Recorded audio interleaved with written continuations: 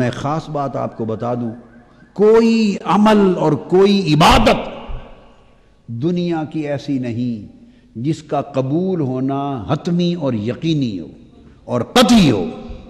کوئی عبادت ایسی نہیں۔ آپ عمر بھر نماز پڑھیں، ساری رات کھڑے ہو کے نفل پڑھیں، اس کی مرضی ہے قبول کرے یا نہ کرے۔ ساری عمر جا کے حج کرتے رہیں، اس کی مرضی قبول کرے یا نہ کرے۔ میری بات آپ کی سمجھ میں آئی؟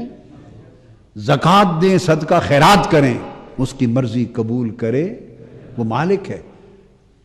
مرضی تو نماز پڑھنے والے کی نماز کو فویل للمصلین الذین هم یراؤون قرار دے دے۔ یہ ریاکار ہیں، یہ نمازی ریاکار ہیں، دوزخ میں جائیں گے۔ مالک ہے۔ ہم نماز سمجھ رہے ہوں، وہ ریاکار دے دے۔ ہم روزے رکھتے رہیں اور وہ کہے یہ نیری بھوک اور پیاس ہے، وہ مالک ہے۔ کوئی عمل ایسا نہیں ہے جس کی قبولیت حتمی، قطعی اور یقینی ہو۔ ہر عمل اور ہر عبادت کی قبولیت ظنی ہے۔ کیا ہے؟ بولیے۔ کہتے ہیں ہر عبادت اور عمل، نماز، روزہ، حج، زکوٰۃ، عمل صالح، صدقہ، خیرات، جہاد، احادیث میں تفصیلات آئی ہیں، ہر عبادت اور ہر عمل ظنی القبول ہے۔ کیا؟ ظنی القبول ہے، چاہے قبول کرے چاہے نہ کرے۔ ایک عمل درود و سلام ایسا ہے کہ جو کبھی بھی ظنی نہیں ہے، وہ قطعی القبول ہے، وہ قطعی القبول ہے۔ ادھر درود پڑھنے والے نے درود و سلام پڑھا، اسی لمحے قبول ہو گیا۔ درود و سلام یاد رکھ لیں، کسی کا بھی رد نہیں ہوتا، کسی کا بھی رد نہیں ہوتا، کسی فاسق و فاجر کا بھی رد نہیں ہوتا، کسی فاسق و فاجر کا، بڑے سے بڑے گناہگار کا بھی ہر عمل رد ہو سکتا ہے، درود و سلام رد نہیں ہوتا۔ کیوں؟ کہ درود ہے کیا؟ درود ہے اللہ تعالی حضور پر درود بھیج، اس کو درود کہتے ہیں۔ اللہم صلی علی سیدنا محمد وعلی آل محمد۔ درود یہ ہے کہ اے اللہ حضور پر رحمتیں بھیج اور حضور کی آل پر رحمتیں بھیج، بس اس کو درود کہتے ہیں۔ عمل کیا ہے؟ آپ نے کہا اے اللہ حضور پر درود بھیج، رحمتیں برکتیں بھیج۔ یہ جو آپ نے کہا یہ درود ہے، اب یہ رد ہو سکتا ہے؟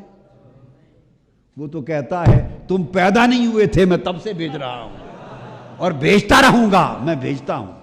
تو آپ نے وہ عمل کیا جو عمل خود خدا کر رہا ہے۔ ہر عمل اس لیے رد ہو سکتا ہے کہ اس عمل کا عامل خدا نہیں ہے۔ درود اس لیے رد نہیں ہوتا کہ اس کا عامل خود خدا ہے، اس کا عامل خود خدا ہے،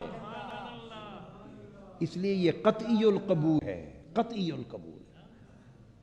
تو گویا کوئی ایک عمل تو ایسا پلے ہو جس کے بارے میں یقین کے کہہ سکیں کہ یہ رد ہونا ہی نہیں ہے، اس پر فخر کرو، یہ رد نہیں ہے۔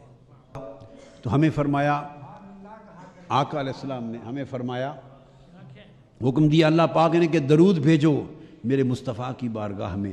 یہ خدمت ہے، نوکری ہے، محبوب کی نوکری ہے۔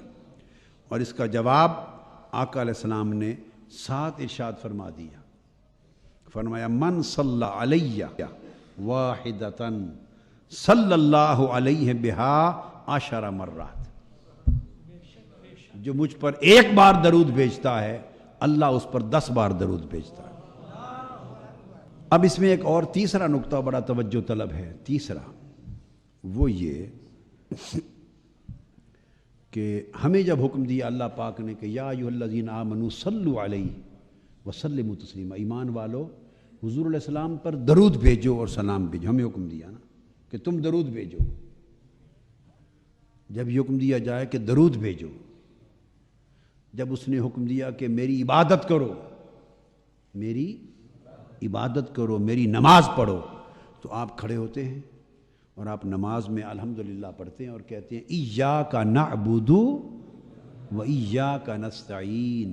اے اللہ ہم تیری عبادت کرتے ہیں، ہم تیری ہی، بولیے، کیا کہتے ہیں؟ ہم تیری ہی عبادت کرتے ہیں. تو کہتے ہیں نا، اس نے حکم دیا نماز پڑھو، میری عبادت کرو. ہم کہتے ہیں باری تعالیٰ ہم تیری ہی عبادت کرتے ہیں. اس نے کہا یا ایھا الذین آمنوا صلوا علیہ وسلموا تسلیما، ایمان والو مجھ پر درود بھیجو، میرے محبوب پر درود بھیجو اور سلام بھیجو. جب یہ حکم دیا تو ہمارے اوپر درود واجب ہو گیا، فرض ہو گیا. اب چاہیے تھا کہ ہم بھی جواب میں یوں کہتے کہ یا رسول اللہ ہم آپ پر درود بھیجتے ہیں. طریقہ یہی ہے نا، ہمیں حکم دیا تھا نا، ہمیں حکم دیا کہ تم درود بھیجو. بات سنو، فرمایا ان اللہ و ملائکتہ یصلون علی النبی، اللہ نبی پر درود بھیجتا ہے، جیسے اس کی شان ہے، جیسے اس کا منشا ہے وہ بھیجتا ہے. اور فرشتے بھی بھیجتے ہیں جیسے ان کو اللہ نے توفیق دے رکھی ہے. اب ان دو درودوں کے بعد حکم دیا یا ایھا الذین آمنوا صلوا علیہ، ایمان والو تم بھی حضور پر درود بھیجو اور سلام بھیجو. اب چاہیے تھا، ہمیں حکم ہے نا کہ ہم بھیجیں، تو چاہیے تھا کہ اب درود یہ ہوتا کہ یا رسول اللہ ہم آپ پر درود بھیجتے ہیں.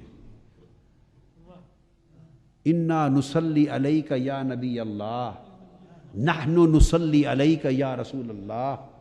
نحن نصلی، یہ پڑھنے والا کہتا انا اصلی علیک یا نبی اللہ، میں آپ پر درود بھیجتا ہوں یا رسول اللہ، ہم آپ پر درود بھیجتے ہیں یا رسول اللہ. یہی چاہیے تھا نا، حکم جو دیا کہ صلو علیہ، میرے محبوب پر درود بھیجو. آ گیا حکم. اب درود کیا ہے؟ جو درود سکھایا گیا، درود کیا ہے؟ درود ہے، اس نے کہا میں تو بھیجتا ہوں محبوب پر، فرشتے بھی بھیجتے ہیں، اب ایمان والو تم بھیجو میرے حبیب پر. تو ایمان والوں نے اللہ اور اللہ کے رسول کا سکھایا ہوا درود بھیجا. اور وہ درود کیا پڑھا؟ ایمان والوں نے اب درود بھیجا، کہا اللہم صلی علی سیدنا محمد.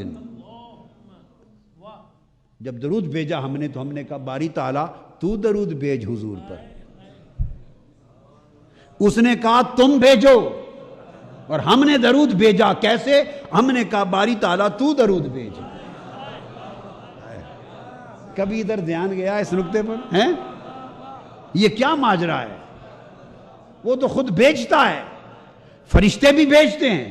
اس نے ہمیں حکم دیا تھا کہ ایمان والو صلو علیہ، تم بھی بھیجو. تو بجائے اس کے کہ ہم بھیجتے، ہم نے پلٹا کے پھر اسی کو عرض کر دیا نہیں تو بھیج، تو حضور پہ درود بھیج، وعلی آل محمد، حضور کی آل پر درود بھیج، تو درود بھیج. اس کی حکمت کیا ہے؟ اب آپ اندازہ کریں اس رب کی شان کہ درود بھیجنے کا حکم بھی دیا ہے اور خود ہمیں بھیجنے بھی نہیں دیا. اللہ اللہ اللہ، کوئی سمجھ آئی ہے بات کی؟ حکم بھی دیا صلو علیہ کہ درود بھیجو، حکم دیا کہ درود بھیجو اور بھیجنے بھی نہیں دیا. اور جب پوچھا کہ درود بھیجیں کیسے، حضور سے پوچھا یا رسول اللہ سکھا دیں کہ کیسے درود بھیجیں. جب سکھایا تو سکھانے سے پتہ چلا کہ درود یہ بھیجنا ہے کہ ہم نے عرض کرنا ہے باری تعالیٰ تو درود بھیج. اس کی حکمت کیا ہوئی کہ ہم درود بھیجنے کا مطلب ہم اللہ سے التجا کرتے ہیں تو درود بھیج. بندہ کہتا ہے باری تعالیٰ تو درود بھیج. اس کی حکمت کیا ہے؟ وجہ کیا ہے؟ یہ بڑی کمال کی بات ہے اور بڑی لطیف بات ہے. اس کی حکمت یہ ہے کہ اللہ فرماتا ہے کہ بندے تو جتنا بھی نیک بنے پھر بھی عیب سے پاک نہیں ہو سکتا. تو جتنا بھی صالح ہو پھر بھی گناہ سے پاک نہیں. تو جتنا بھی اعلیٰ ہو پھر بھی نقص سے، کمزوری سے پاک نہیں. اور میرا محبوب طاہر و مطہر ہے، میرا محبوب طاہر و مطہر ہے اور درود بھی طاہر و مطہر ہے. اگر تو کہے انا اصلی علیک یا رسول اللہ، نحن نصلی علیک یا نبی اللہ، حضور میں آپ پر درود بھیجتا ہوں، ہم آپ پر درود بھیجتے ہیں، تو آپ ہیں کون یہ کہنے والے کہ ہم آپ پر درود بھیجتے ہیں؟ میں آپ پر درود بھیجتا ہوں۔ اللہ نے کہا کہ درود بھیجو، اور بھیجو یوں کہ مجھے کہو کہ میں بھیجوں، پڑھوں گا پھر بھی میں، مگر تمہارا بن جائے گا۔ ارشاد فرمایا کہ اپنا درود بھی خود بھیجوں گا، جو ان اللہ و ملائکتہ یصلون علی النبی کے حصے کا ہے، جو میرے حصے کا درود ہے وہ بھی خود بھیجوں گا، اور صلو علیہ کے حصے کا بھی میں بھیجوں گا۔ ان اللہ و ملائکتہ یصلون، اللہ اور اس کے فرشتے درود بھیجتے ہیں، اپنے حصے کا تو بھیجتا ہی ہوں، اور جو تمہیں حکم دیا کہ یا ایھا الذین آمنوا صلوا علیہ، ایمان والو تم بھی میرے محبوب پر درود بھیجو، تو تمہارے حصے کا بھی میں ہی بھیجوں گا، اس لیے کہ مصطفیٰ پر درود میرے سوا بھیجنے کا حق ہی کوئی ادا نہیں کر سکتا۔ کون حق ادا کر سکتا؟ مصطفیٰ پہ درود سوائے میرے کوئی بھیج نہیں سکتا۔ اب تو صرف طریقہ یہ ہے کہ تمہاری زبان میرے محبوب پر درود بھیجنے کے قابل کہاں ہے؟ چونکہ درود کیا ہے؟ درود حضور کی حمد و ثنا ہے، رفعت ذکر ہے، تو تم حضور کے لیے تم اپنے پاس سے درود نہیں بھیج سکتے، اس لیے تم زبان سے یہ نہ کہو کہ ہم آپ پر درود بھیجتے ہیں، نہ، یہ مجال نہیں تمہاری۔ تو تم پلٹ کے مجھ ہی سے درخواست کر لو کہ باری تعالیٰ اپنے حصے کا تو بھیجتا ہی ہے، ہمارے حصے کا بھی بھیج، تو میں اپنا بھی بھیجوں گا، تمہارا بھی بھیجوں گا۔ ہو یہ جائے گا جو مجھے درخواست کرے گا کہ مولا ہمارے محبوب پہ درود بھیج، میرے آقا پہ تو درود بھیج، جو درخواست کرے گا یہ اس کے نامہ اعمال میں درود لکھا جائے گا کہ اس نے درود پڑھا۔ درود اللہ کو پھر درخواست ہے، درود اللہ کو پھر درخواست ہے، حکم بھی ادھر سے آیا کہ درود بھیجو، درخواست پھر ادھر گئی تو ہی بھیج۔ ہمیں کیا معلوم کیا کہنا ہے؟ ہائے ہائے مالک، ہمیں کیا معلوم کیا کہنا ہے؟ ہم کیا جانے ان کی شان کیا ہے؟ ہمیں کیا خبر ان کا مقام کیا ہے؟ ہمیں کیا معرفت کہ ان کی عظمت کیا ہے؟ ہمیں کیا آگہی کہ ان کے مقام کی رفعت کیا ہے؟ ہمیں کیا خبر کہ ان کا جمال کیا ہے، ان کا کمال کیا ہے، ان کے خصال کیا ہیں، ان کے نوال کیا ہیں، تیری ان پر شفقتیں کیا ہیں، لطاف لطف و کرم کیا ہے، عنایتیں کیا ہیں، ان کی بلندیاں کیا ہیں۔ ممکن ہے ہم اپنی طرف سے تعریف کریں اور وہ ان کی نقص شان ہو جائے، ہم اپنی طرف سے تعریف کریں اور وہ ان کی تنقیص ہو جائے، ان کی شان کے منافی ہو جائے۔ نہ ہمیں خبر، نہ ہمیں معرفت، نہ ہمیں ادراک، نہ ہماری زبان پاک، نہ ہمارا فہم بلند، نہ ہم میں اتنی وسعت، نہ توفیق۔ مولا تو نے حکم دیا درود بھیجو، تعمیر ہو گئی، ہماری طرف سے تو ہی بھیج دے، ہماری طرف سے بھی تو ہی بھیج دے۔ تو اللہ نے ہماری طرف سے بھیج دیا، تو اب درود قبول ہوا کہ نہیں؟ قطعی طور پہ، قطعی طور پہ قبول ہو گیا نا، رد ہی نہیں ہے۔ رد اس لیے نہیں کہ ہم نے تو اپنی طرف سے کیا ہی کچھ نہیں، رد کیا ہو؟ ہم پڑھتے تو رد ہوتا، آپ سمجھے بات کو؟ اگر ہم پڑھتے تو رد ہوتا، ہم اگر کہتے کہ میں درود بھیجتا ہوں حضور پر، ہم درود بھیجتے ہیں نبی پر، اگر ہم یوں کہتے تو شاید رد بھی ہو جاتا، کیونکہ پھر وہ ہمارا تھا۔ اب تو وہ جو ہم پڑھ رہے ہیں وہ ہمارا ہی نہیں ہے، وہ تو خدا کا ہے۔ ہم تو اسی کو کہہ رہے ہیں مولا ہم گناہگار ہیں، ہم ناقص ہیں، ہم عیبدار لوگ ہیں، ہمیں سمجھ ہی نہیں کیا کہنا ہے، تو جو درود بھیجنے کو حکم ہے تو ہی ہماری طرف سے بھیج دے۔ تو اس لیے ہم نے تو درود میں ایسی کوئی بات ہی نہیں کی جو رد ہو سکے، ایسا کوئی لفظ اور جملہ ہی نہیں بولا جو رد ہو سکے، ہم نے تو اسی کو کہا ہے تو ہمارا بھی ساتھ بھیج دے۔ اس لیے درود کبھی رد نہیں ہوتا، گوشہ درود والو، درود کبھی رد نہیں ہوتا۔ تو یہ 10 دن وہ آپ وہ عمل کر رہے ہیں کہ ہر عمل اللہ نہ کرے کہ رد ہو، مگر رد ہو سکتا ہے یہ 10 دن کا درود کا عمل کبھی رد نہیں ہو۔ صلی اللہ